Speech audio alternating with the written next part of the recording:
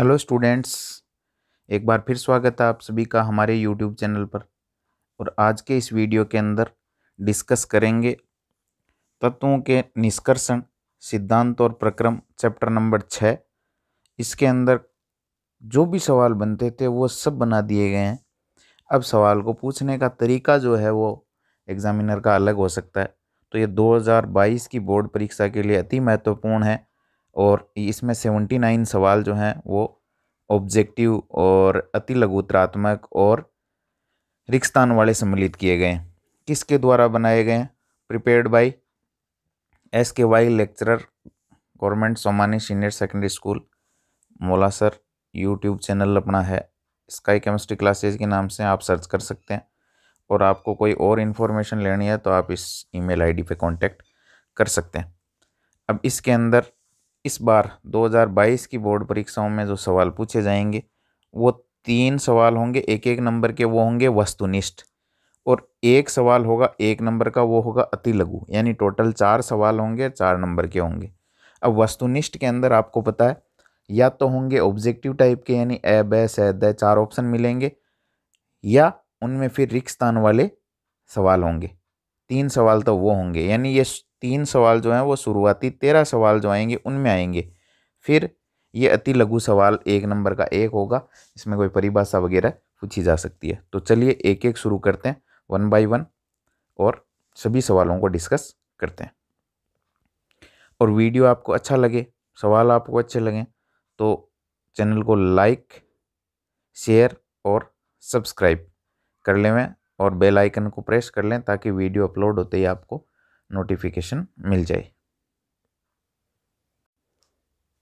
अब इसमें देखो, पहला सवाल है खाद्य पदार्थों के लिए आवरण पत्र बनाने में किस धातु की पन्नी का उपयोग होता है? जैसे चॉकलेट के रेफर आते हैं तो उसमें एल्यूमिनियम धातु काम में आती है। नेक्स्ट है, निम्न में से कौन सा जर्मन सिल्वर का घटक नहीं है? तो जर्मन सिल्वर के अंदर सिल्वर नहीं होता है, ये इंपॉर्टेंट है। कॉपर, जिंक और निकल तीनों होते हैं, सिल्वर नहीं होता है जर्मन सिल्वर में। नेक्स्ट है पीतल, मिश्र धातु किसकी है? तो कॉपर और जिंक को पीतल कहते हैं, कॉपर टिन को कहते हैं कांसा। नेक्स्ट है, निकल धातु के शोधन में प्रयुक्त होती है मोंड मेथड। ये बहुत बार आई हुई है, मोंड विधि निकल धातु के शोधन में प्रयुक्त होती है। नेक्स्ट है, वॉन आर्केल विधि कौन सी धातुओं के शोधन में प्रयुक्त होती है? तो टाइटेनियम और जिरकोनियम धातुओं के शोधन में प्रयुक्त होती है वॉन आर्केल विधि। टाइटेनियम और जिरकोनियम, जिसमें इनकी रिएक्शन आयोडीन के साथ करवा करके और इस प्रकार का कंपाउंड बनाते हैं ZrI4, और जो टूट करके Zr+2I2 देता है। तो टाइटेनियम जिरकोनियम के लिए वॉन आर्केल। नेक्स्ट है, मंडल परिष्करण विधि कौन सी धातु के शोधन में प्रयुक्त होती है? तो यहाँ जर्मेनियम, सिलिकॉन, गैलियम। तो यहाँ थोड़ा सवाल में चेंज है, मंडल परीक्षण कौन सी धातु के शोधन में प्रयुक्त नहीं होती है? तो अति शुद्ध अवस्था में पाए जाने वाले अर्धचालकों और धातुओं के शोधन में प्रयुक्त होती है, जिनमें जर्मेनियम, सिलिकॉन, बोरॉन, गैलियम ये सब हैं। तो इन तीनों के शोधन में काम में आती है, कॉपर के शोधन में काम में नहीं आती है। नेक्स्ट है, अशुद्धियां एनोड पंख के रूप में, एनोड के पंख के रूप में अब कहाँ प्राप्त होती है? तो वो मेथड है विद्युत अपघटनी शोधन। जब कॉपर का विद्युत अपघटनी परिष्करण या शोधन किया जाता है तो अशुद्धियां जो है वो एनोड पंख के रूप में प्राप्त होती है, जिसमें महंगी धातुएं, जिसमें silver, gold, platinum, selenium, tellurium ये प्राप्त होती है। नेक्स्ट है, होल हेरोल्ड प्रक्रम के संबंध में असत्य कथन कौन सा है, गलत कौन सा है? असत्य कथन चुनना है आपको। ये एल्यूमिनियम के शोधन में प्रयुक्त होती है, बिल्कुल सही है। होल हेरोल्ड एल्यूमिनियम के शोधन में, इसमें क्रायोलाइट यानी Na3Lf6 और CF2 मिलाया जाता है, बिल्कुल।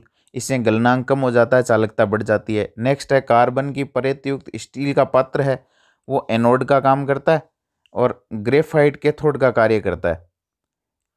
ये जो है वो गलत है। क्रायोलाइट और CF2 मिलाने से मिश्रण का गलनांक कम हो जाता है, बिल्कुल सही है। चालकता बढ़ जाती है, बिल्कुल सही है। तो ये जो है सी ऑप्शन, कार्बन की परत युक्त स्टील का पात्र यहाँ करता है कैथोड का काम और ग्रेफाइट करती है एनोड का काम। यह है हॉल हेरोल्ड प्रक्रम, एल्यूमिनियम के शोधन में काम में आता है। ये सवाल जो है आपको स्काई सर की तरफ से उपलब्ध कराए जा रहे हैं। चैनल को सब्सक्राइब कर लें, बेल आइकन प्रेस कर लें। वीडियो अच्छा लग रहा है तो लाइक करना नहीं भूलें और अपने दोस्तों को भी शेयर करें। अधिक जानकारी के लिए आप हमसे कांटेक्ट करने के लिए इस मेल आईडी का उपयोग कर सकते हैं। नेक्स्ट देखो, द्रव गलन परिष्करण के संबंध में सत्य कथन क्या है। पहला है, कम गलनांक वाली धातु को पिघलाकर ढालू सतह पर बहाते हैं। बिल्कुल सही है। कम क्वथनांक वाली धातु के लिए उपयोगी है। इसमें अशुद्ध धातु का एनोड बनाते हैं। इसमें धातु को वाष्पशील यौगिक में परिवर्तित करते हैं। तो वाष्पशील यौगिक में भी द्रव गलन परिष्करण में नहीं बनाते हैं। इसमें एनोड कैथोड की भी जरूरत नहीं पड़ती है। इसमें जो है कम क्वथनांक वाली धातु के लिए उपयोगी है, ये भी गलत है। इसमें कम गलनांक द्रव गलन परिष्करण के लिए सही क्या है, कम गलनांक जिस धातु का होता है उसको पिघला करके ढालू सतह पर बहा देते हैं, तो ये सही है। नेक्स्ट है, फफोलेदार तांबा कौन सी गैस के निष्कासन से निर्मित होता है। तो SO2 के निष्कासन से फफोलेदार तांबा बनता है। जब SO2 निकलती है तो उस तांबे में फफोले पड़ जाते हैं। नेक्स्ट है, वात्याभट्टी कौन सी धातु के निष्कर्षण में प्रयुक्त होती है। तो ये है, आपको पता है, वात्याभट्टी आयरन में काम में आती है, आयरन के निष्कर्षण में प्रयुक्त होती है। नेक्स्ट है, कच्चे लोहे में कार्बन का प्रतिशत कितना होता है। तो कच्चे लोहे में कार्बन होता है 4% और ढलुआ लोहे में होता है 3%। नेक्स्ट है, ZnS और PbS को पृथक करने के लिए अवनमक के रूप में कौन काम में आता है। तो काम में आता है NaCN। ये दोनों ही सल्फाइड अयस्क हैं, इनको अलग अलग करने में सोडियम साइनाइड काम में आता है। नेक्स्ट है, अयस्क के सांद्रण की निक्षालन विधि किसके सांद्रण में प्रयोग नहीं होती है। तो अयस्क के सांद्रण की निक्षालन मेथड जो है वो कॉपर के सांद्रण में प्रयुक्त नहीं होती है। एल्यूमिनियम, सिल्वर, गोल्ड, ये तीनों निक्षालन विधि द्वारा क्या करते हैं, कुछ पदार्थों के साथ घुल करके यौगिक बना लेते हैं। एल्यूमिनियम जो है बॉक्साइट के सांद्रण के लिए अपन NaOH काम में लेते हैं। सिल्वर और गोल्ड के लिए साइनाइड काम में लेते हैं, सोडियम साइनाइड या पोटेशियम साइनाइड।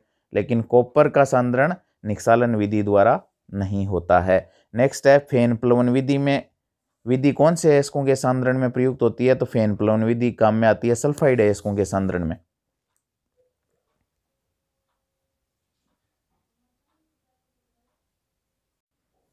नेक्स्ट है, अयस्क में उपस्थित मृदा और अवांछित पदार्थ क्या कहलाते हैं।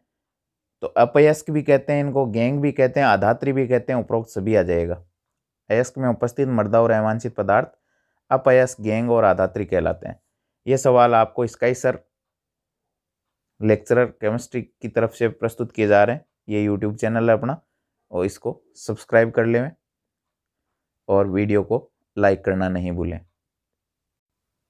नेक्स्ट है, रेत क्ले का अयस्कों से निष्कासन का प्रक्रम अयस्क का सांद्रण, अयस्क का सज्जीकरण, अयस्क का प्रसादन कहलाता है।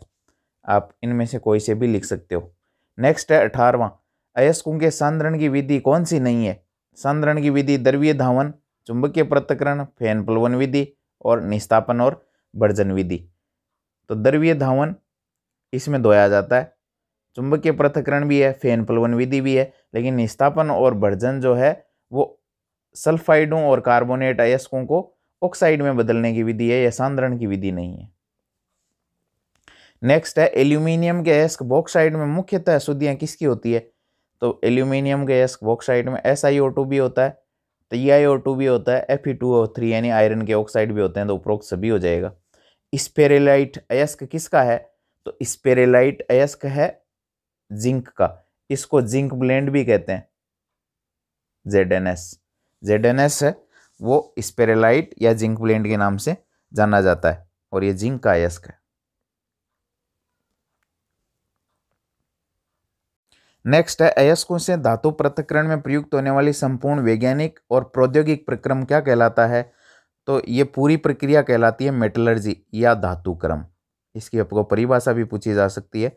धातुक्रम किसे कहते हैं? तो अयस्कों से धातु प्राप्त करने की संपूर्ण वैज्ञानिक प्रक्रिया या प्रौद्योगिक प्रक्रिया क्या कहलाती है? धातुक्रम। नेक्स्ट है, निम्न में से कौन सा युग्म सुमेलित नहीं है? एक तरफ दे रखा अयस्क, एक तरफ दे रखा धातु। केओलिनाइट एल्यूमिनियम का अयस्क है, बिल्कुल सही है। मेलाकाइट कॉपर का अयस्क है, बिल्कुल सही है। सिडेराइट आयरन का अयस्क है, सिडेराइट का फॉर्मूला होता है FeCO3। फिर केलामाइन लेड का अयस्क है, ये गलत है।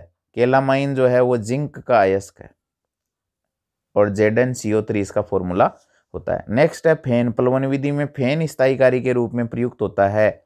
तो फेन स्थायीकारी एनिलीन और क्रिसोल है और ये हैं संग्राही। चीड़ का तेल, वसा अम्ल और जेंथेट ये संग्राही के रूप में प्रयुक्त होते हैं,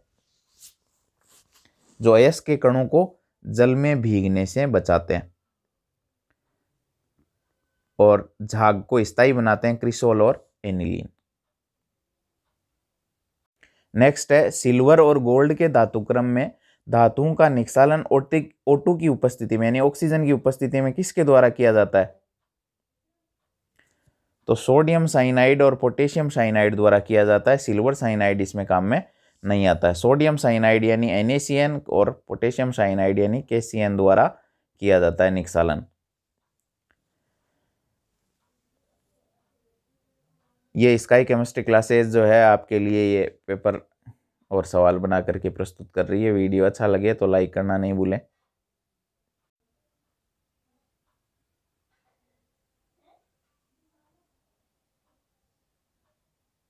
देखो ऊपर सवाल है अपना, निम्न में से कौन सा युग्म सुमेलित है यानी मिलान सही है, उसकी बात कर रहे हैं अपन। तो इसमें क्या क्या है ऑप्शन देखो। पहला ऑप्शन है, द्रवीय धावन अयस्क और गैंग का मुख्य अपेक्षिक घनत्व पर निर्भर करता है। द्रवीय धावन बिल्कुल सही है, घनत्व अलग अलग होगा, कुछ हल्के होंगे कुछ भारी होंगे तो अलग अलग हो जाएगा और द्रवीय धावन काम में आएगी। नेक्स्ट है, चुंबकीय पृथक्करण अयस्क के घटकों में चुंबकीय गुणों की भिन्नता पर आधारित है, ये भी सही है। चुंबकीय पृथक्करण विधि जो है अयस्क और घटकों, अयस्क के जो घटक हैं उनमें चुंबकीय गुणों की भिन्नता पर आधारित है। निक्षालन अयस्क उपयुक्त विलायक में विलय होना चाहिए तभी निक्षालन काम की है, ये सभी उपरोक्त सभी, तो ये सभी सही हैं, सारे सुमेलित हैं। द्रवीय धावन आपेक्षिक घनत्व पर निर्भर करती है, चुंबकीय पृथक्करण चुंबकीय गुणों की भिन्नता पर, निक्षालन विलय होना चाहिए तो, और ये उपरोक्त सभी किया जाएगा। नेक्स्ट है, यदि तत्व सूक्ष्म मात्रा में प्राप्त हुआ हो तो कौन सी तकनीक उपयोगी है? तो यदि कोई तत्व सूक्ष्म मात्रा में प्राप्त होता है तो वो वर्णलेखी की विधि वहां काम में आती है। बहुत ही कम मात्रा में है, उनको अलग अलग करना है अपने को, तो वर्णलेखी की विधि काम में आती है। नेक्स्ट है, झाग प्लवन विधि में अवनमक की क्या भूमिका है? तो झाग प्लवन विधि में अवनमक जो है 2 सल्फाइड अयस्कों को पृथक करने में प्रयुक्त होता है। नेक्स्ट है, कॉपर के विद्युत अपघटनी शोधन में एनोड पंख में कौन सा तत्व उपस्थित नहीं होता है? तो एनोड पंख के अंदर गोल्ड भी आता है, सिल्वर भी आता है, प्लेटिनम भी आता है, लेकिन हाइड्रोजन नहीं आती है। Silver, gold, platinum, selenium, tellurium इस प्रकार की जो महंगे तत्व हैं वो एनोड पंख के रूप में पाए जाते हैं, हाइड्रोजन नहीं आता है। नेक्स्ट है, तांबे के विद्युत अपघटनी शोधन के संदर्भ में सत्य कथन कौन सा है? पहला है, इसमें अशुद्ध तांबे की छड़ का एनोड बनाते हैं, सत्य पूछ रहा है। अशुद्ध छड़ को एनोड बनाते हैं, शुद्ध छड़ का कैथोड बनाते हैं, कॉपर सल्फेट का विलयन विद्युत अपघट्य के रूप में लेते हैं, उपरोक्त सभी। तो इसमें तो सारे ही सत्य हैं, ऐसा ही करते हैं। तांबे की जो अशुद्ध छड़ है उसका एनोड बनाते हैं, शुद्ध छड़ का कैथोड बनाते हैं और कॉपर सल्फेट का विलयन या विद्युत अपघट्य के रूप में कार्य करते हैं और इस प्रकार से एक सेल बना लेते हैं, उसको बाह्य परिपथ में विद्युत धारा के स्रोत से कनेक्ट करके और फिर विद्युत धारा प्रवाहित करते हैं। नेक्स्ट है, ढलवां लोहा कच्चे लोहे से किस प्रकार से बना? तो ढलवां लोहे के अंदर कार्बन होता है 3%, कच्चे लोहे में कार्बन होता है 4%। नेक्स्ट है, एल्यूमिनियम के धातुक्रम में क्रायोलाइट की क्या भूमिका है? क्रायोलाइट क्या काम करता है? तो एल्यूमिनियम के धातुक्रम में क्रोलाइट जो है, क्रायोलाइट का फॉर्मूला होता है Na3AlF6। ये गलनांक को घटाता है और चालकता को बढ़ा देता है। गलनांक को कम कर देता है मिश्रण की और चालकता को बढ़ा देता है। नेक्स्ट है एल्यूमिनियम के विद्युत धातुक्रम में ग्रेफाइट छड़ क्या करती है, क्या भूमिका है उसकी। तो ग्रेफाइट की छड़ जो है वो एनोड का कार्य करती है। इंपॉर्टेंट है ये, सब सवालों को आप एक एक करके याद कर लीजिएगा, सारे इंपॉर्टेंट है। तो ग्रेफाइट की छड़ एनोड का कार्य करती है एल्यूमिनियम के विद्युत अपघटनी शोधन में या विद्युत धातुक्रम में, विद्युत धारा प्रवाहित करके और एल्यूमिनियम प्राप्त करते हैं, उस मेथड की बात हो रही है। उस प्रक्रम का नाम होल हेरोल्ट है। नेक्स्ट है यदि किसी तत्व में उपस्थित अशुद्धियों के गुण तत्व से मिलते जुलते हों तो आप शोधन की किस विधि का सुझाव देंगे। अशुद्धियों के गुण और तत्व के गुणधर्म आपस में मिलते हैं तो आप कौन सी विधि का सुझाव शोधन के लिए देंगे। तो उस स्थिति में भी वर्णलेखी की विधि को सुझाव के रूप में देंगे कि वर्णलेखी की विधि काम में लो तो आपको तत्व और अशुद्धियों के गुणधर्मों में ज़्यादा अंतर नहीं है, दोनों के गुणधर्म आपस में मिलते हैं अशुद्धि और तत्व के, तो आप वर्णलेखी की मेथड को काम में ले सकते हो।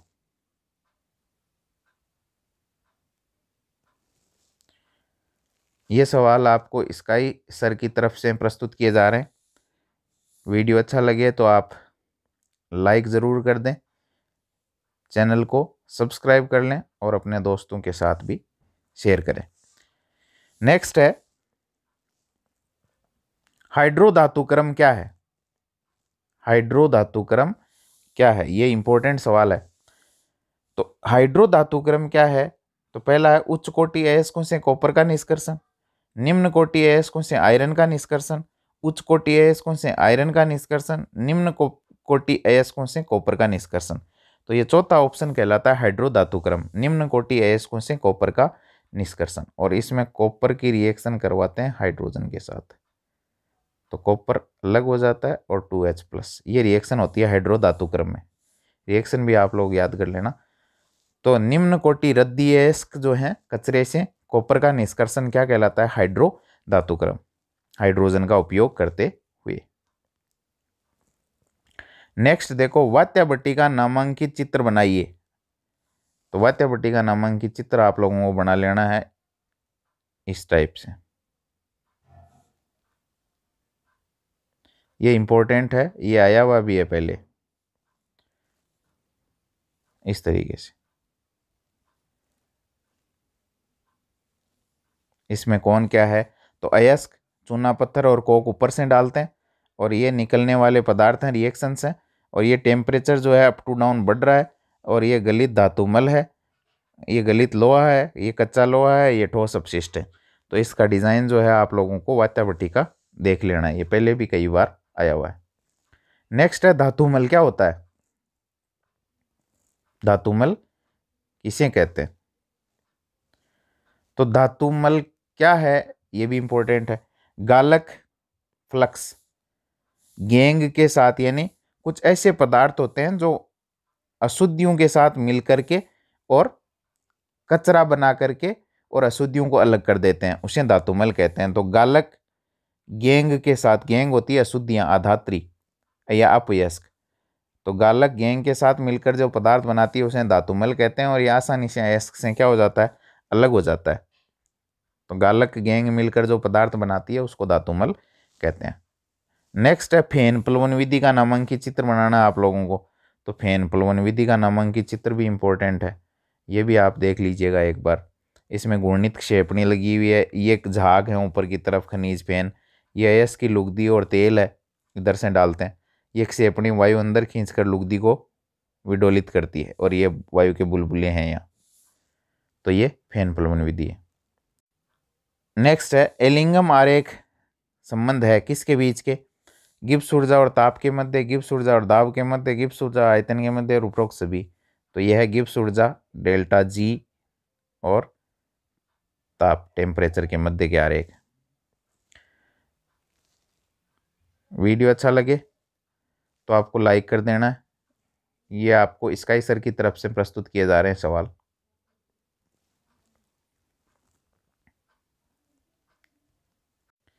नेक्स्ट है एलिंगम आरेख के संबंध में सत्य क्या है। ये ऑक्साइडों हेतु अपचायक चयन में सहायक है, बिल्कुल सही है। ये केवल अभिक्रिया की संभाव्यता को बताता है कि कोई अभिक्रिया होगी या नहीं, इतना ही।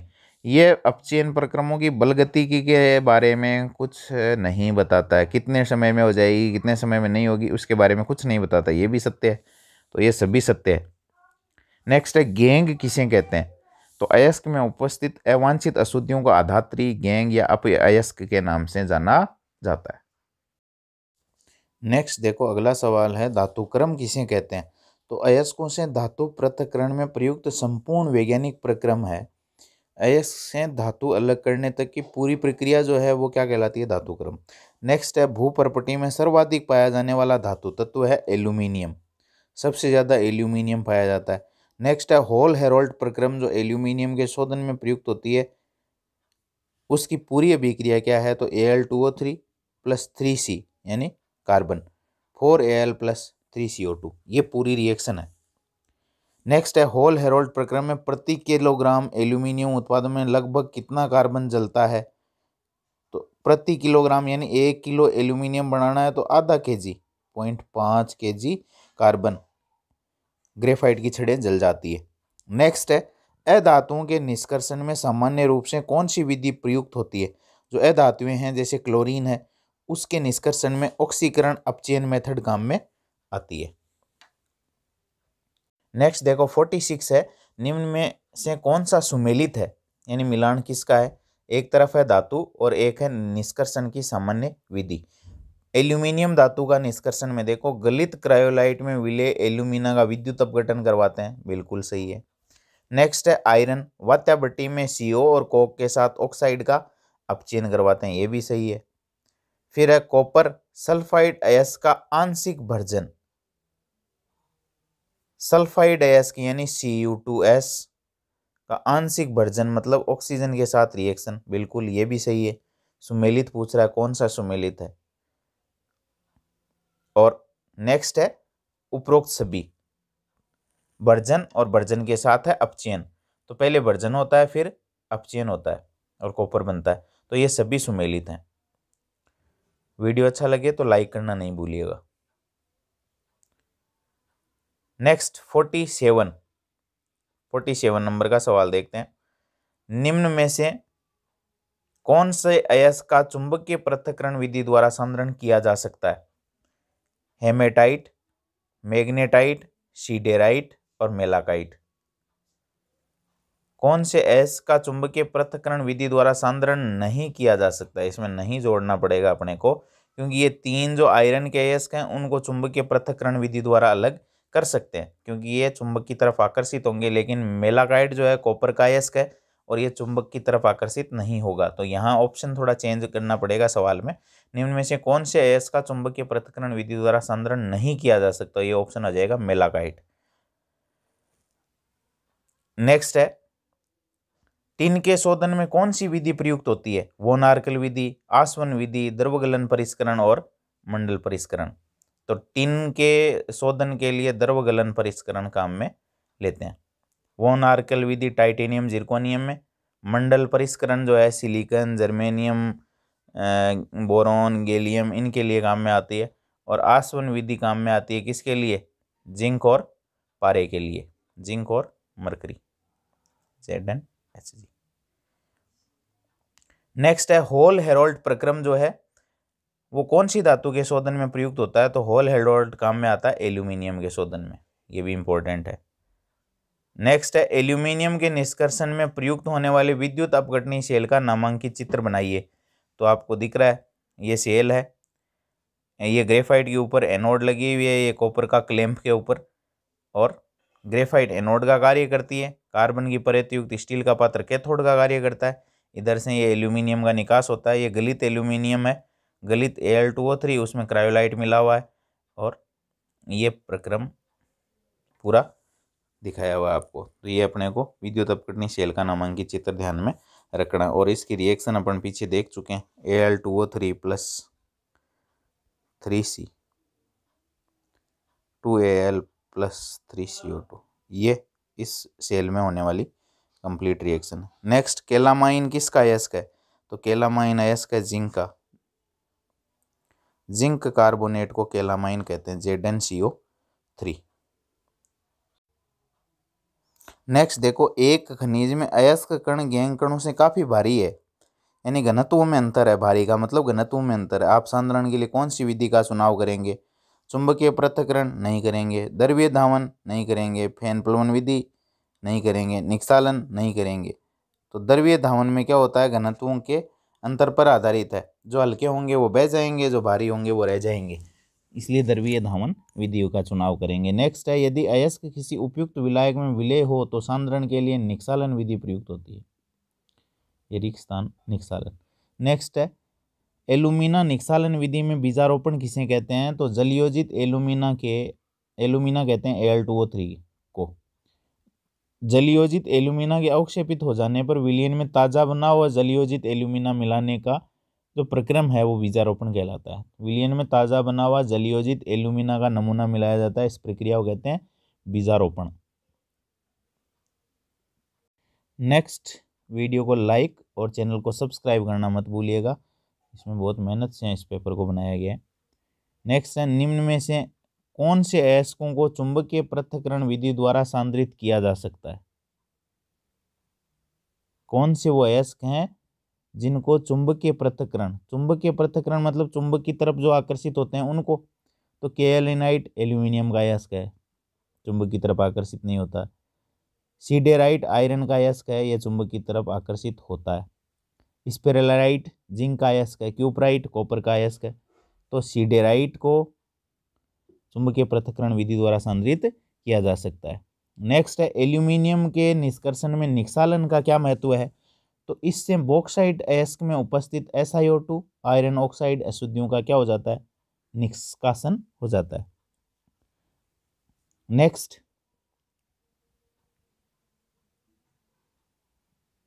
आधुनिक परावर्तनी भट्टी का नामांकित चित्र बनाइए। तो ये आधुनिक परावर्तनी भट्टी है। इसके अंदर देखो क्या है, ये तो है घाना बोलते हैं, ऊपर से जो सामग्री डालते हैं उसको ऊपर ये हैंगर लगे हुए हैं। तान, छड़, घान ऊपर, वायु, तेल, मैग्नेसाइट, भट्टिकान, सिलिका, ये इस प्रकार का आधुनिक परावर्तनी भट्टी। हालांकि चांसेस कम है लेकिन फिर भी अपने को एक बार परावर्तनी भट्टी का नामांकित चित्र देख लेना है। नेक्स्ट देखो, निम्न में से कौन सा एक सुमेलित है? प्रक्रम का नाम दिया हुआ है, इधर रासायनिक अभिक्रिया का नाम दिया हुआ है। निस्तापन जिंक कार्बोनेट को गर्म करते हैं, वायु की अनुपस्थिति में हो रहा है, बिल्कुल सही है। कार्बोनेट अयस्क को वायु की अनुपस्थिति में गर्म करना निस्तापन है। बर्जन PbS को वायु की उपस्थिति में, सल्फाइड अयस्क को वायु की उपस्थिति में गर्म करते हैं, ऑक्साइडों में बदल जाते हैं, बर्जन सही है। अपचयन में कोक के साथ ऑक्साइड को अपचित कर लेते हैं धातु में, ये भी सही है, अपचयन है ये। उपरोक्त सभी सारे सुमेलित हैं इसमें। नेक्स्ट है, लोहे के निष्कर्षण में वात्या भट्टी में गालक के रूप में किसे मिलाया जाता है और इसका एक अनुप्रयोग भी लिखना है। तो लोहे के निष्कर्षण में वात्या भट्टी में गालक जो है वो कैल्शियम ऑक्साइड होता है, जो अशुद्धियों के साथ मिलकर के धातुमल बनाता है। यह सल्फर, सिलिकॉन, फास्फोरस जैसी अशुद्धियों के साथ मिलकर धातुमल बना करके अलग हो जाता है। तो वात्या भट्टी में गालक कैल्शियम ऑक्साइड होता है, इंपॉर्टेंट है। फिर है वाणिज्यिक लोहा, पिटवा लोहा, जो अपन दैनिक जीवन में काम में लेते हैं साधारणतः वो पिटवा लोहा होता है। तो पिटवा लोहे को कॉमर्शियल आयरन या वाणिज्यिक लोहा भी कहा जाता है। नेक्स्ट है, ढलवां लोहे से पिटवा लोहा बनाने की संपूर्ण अभिक्रिया लिखिए। तो ढलवां लोहे की अशुद्धियों को परावर्तनी भट्टी में ऑक्सीकृत करके और पिटवा लोहा बनाते हैं। Fe2O3 + 3C 2Fe + 3CO, ये रिएक्शन है।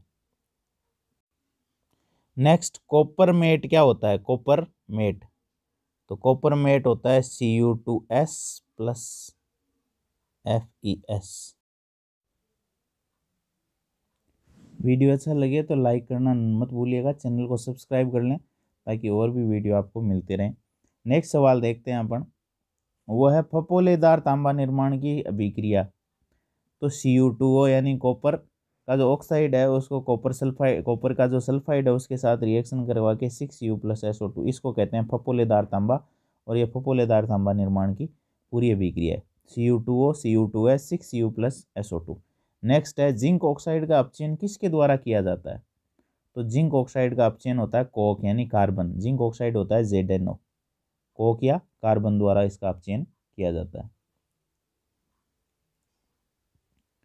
नेक्स्ट देखो 66, अभिक्रिया है Cr2O3 + 2Al Al2O3 + 2Cr।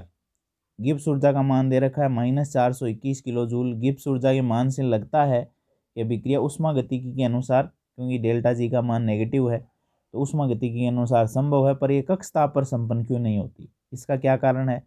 तो उष्मागतिक रूप से सुसंगत कुछ अभिक्रियाओं के लिए भी निश्चित मात्रा में क्या आवश्यक होती है?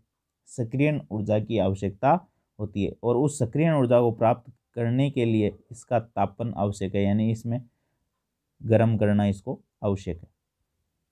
कभी कभी गलित पदार्थ को अधिक सुचालक बनाने के लिए इसमें गालक मिलाया जाता है। गलित पदार्थ है उसको अधिक सुचालक बनाने के लिए उसमें गालक मिलाया जाता है।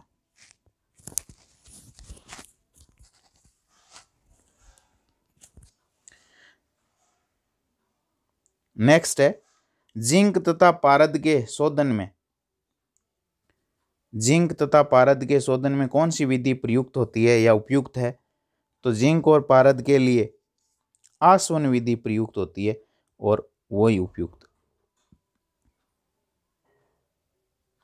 कम क्वथनांक वाली धातु के शोधन में, जिनका क्वथनांक कम होता है उसके लिए भी आसवन विधि ही काम में आती है। तो यहाँ आ जाएगा ऑप्शन, कम क्वथनांक वाली धातु के शोधन में आसवन विधि प्रयुक्त होती है। नेक्स्ट है विद्युत अपघटनी शोधन में एनोड किसका बनाया जाता है?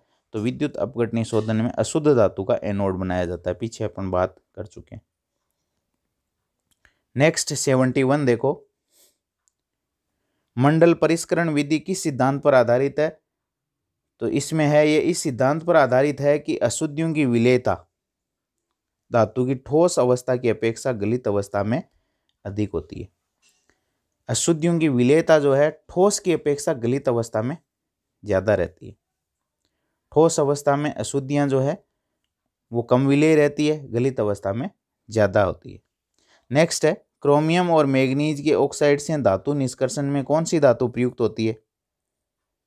क्रोमियम और मैग्नीज का ऑक्साइड है, उससे धातु निकालनी है अपने को, तो उसके लिए कौन सी धातु काम में लेते हैं? एल्यूमिनियम।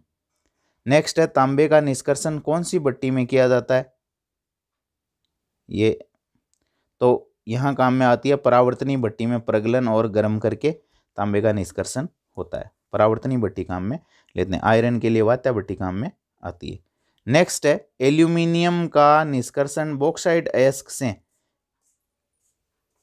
किया जाता है, तो उसको किसके साथ निक्षालित करके किया जाता है? अयस्क। एल्यूमिनियम का निष्कर्षण बॉक्साइट अयस्क को किसके साथ निक्षालित करके किया जाता है? तो एल्यूमिनियम का निष्कर्षण NaOH के साथ इसको अभिकृत करके किया जाता है, बॉक्साइट को NaOH के साथ अभिकृत किया जाता है। नेक्स्ट है एल्यूमिनियम के निष्कर्षण में गालक के रूप में क्रायोलाइट Na3AlF6 को प्रयुक्त करते हैं। स्काई सर की तरफ से ये वीडियो लेक्चर आपको प्रस्तुत किया जा रहा है। इस चैनल को सब्सक्राइब कर लें और इस वीडियो को लाइक करना नहीं भूलें और अपने दोस्तों को शेयर भी करना नहीं भूलें, क्योंकि आपको पता है वीडियो बनाने में बहुत मेहनत लगती है। नेक्स्ट देखो, निम्न में से कौन सी धातु प्राचीन धातु नहीं है? प्राचीन धातु सोना, चांदी, प्लेटिनम, पारा। तो प्लेटिनम प्राचीन धातु नहीं है। 7 प्राचीन धातुएं, उसमें सोना है, चांदी है, पारा है, तांबा है, टिन है, लेकिन प्लेटिनम नहीं है। नेक्स्ट है पूर्व की अद्भुत धातु वाटर मटेरियल ऑफ ओरिएंट धातु किसे कहा गया है? पूर्व की अद्भुत धातु, भारतीय स्टील को क्या कहा जाता था? पूर्व में भारतीय स्टील को पूर्व की अद्भुत धातु के नाम से जाना जाता था। नेक्स्ट है रूबी और नीलम, ये रत्नों के नाम है। किसकी अशुद्धि होती है इनमें? तो रूबी के अंदर होती है क्रोमियम और नीलम के अंदर कोबाल्ट। रूबी के अंदर इसको कर सकते हैं अपन रुकर, और नीलम के साथ कोबाल्ट को तो कोनी ऐसे जोड़ सकते हैं। रुकर कोनी। रूबी में होती है क्रोमियम की, नीलम में होती है कोबाल्ट की। भूपर्पटी में सबसे अधिक पाई जाने वाली दूसरी धातु कौन है? आयरन। पहली कौन है? एल्यूमिनियम। सबसे ज़्यादा पाई जाती है एल्यूमिनियम, फिर आता है आयरन। ये थे 79 सवाल। वीडियो आपको अच्छा लगे तो लाइक, अपने दोस्तों को शेयर, चैनल को सब्सक्राइब करके बेल आइकन को प्रेस करना नहीं भूलें। धन्यवाद। मिलते हैं एक नए वीडियो लेक्चर में।